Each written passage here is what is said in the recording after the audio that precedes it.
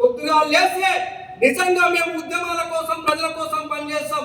మీరు కొద్దిగా లేస్తే రాత్రి వరకు ఎవరి మీద కేసు పెట్టాలి, ఎవరి గుంజుకోవాలి, ఎవరిని ఏం చేయాలి ఆలోచన చేసే మీరు మా మీద కేసులు పెడతారా? ఖబర్దారని కాంగ్రెస్ పార్టీని హెచ్చరిస్తున్నాం. అదే విధంగా ఈ ప్రాంతంలో 6 ఏళ్లు పనిచేసినటువంటి నాగల్ జనార్దన్ రెడ్డి కనుమరుగైపోయిండు. నీవు తిరిగి తిరిగి అలసిపోయి లేక లేక మీ కొడుకులు పెడితే గెలిచాం. ఏ ప్రజా సమస్య చేయలే, ఏ ప్రజల్లో ఉండలే. రాజేష్ రెడ్డి ఎమ్మెల్యే గారు నిరంతరం ప్రజల కోసం మేమున్నాం, నిరంతరం మేము శ్రమిస్తాం. రాబోయేటువంటి ఎలక్షన్ లో తుదముట్టిస్తాం. మీరు తప్పకుండా మీరు ఈ అక్రమ కేసును ఆపకపోతే, ఈ అక్రమ కేసును ఆగకపోతే మా లీడర్ పైన పృథ్వీరాజు పైన పెట్టిన కేసు వాపస్ తీసుకపోతే మేము ప్రజల్లో ఉండి రోడ్ల మీద నిరసన తెలిపి బహిరంగ సభ ద్వారా ఈ ప్రాంత ప్రజలకు తెలియజేస్తాం. ఇప్పటికైనా పోలీసులు స్పందించండి.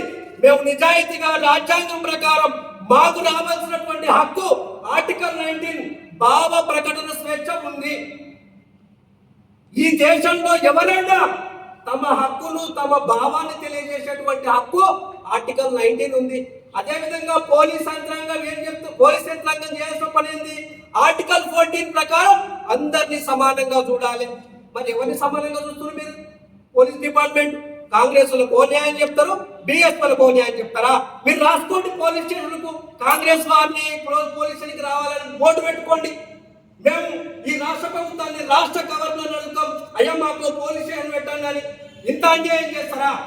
మేము ఒకటి చెప్తున్నాం, బహుజన్ సమాజ్ పార్టీ కార్యకర్తల పైన మీరు కేసులు పునరావృతమైతే ప్రతి దాడులు చేయడానికి సిద్ధంగా ఉన్నాం, ప్రతి దాడులు చేయడానికి సిద్ధంగా ఉన్నామని తెలియజేస్తున్నాం.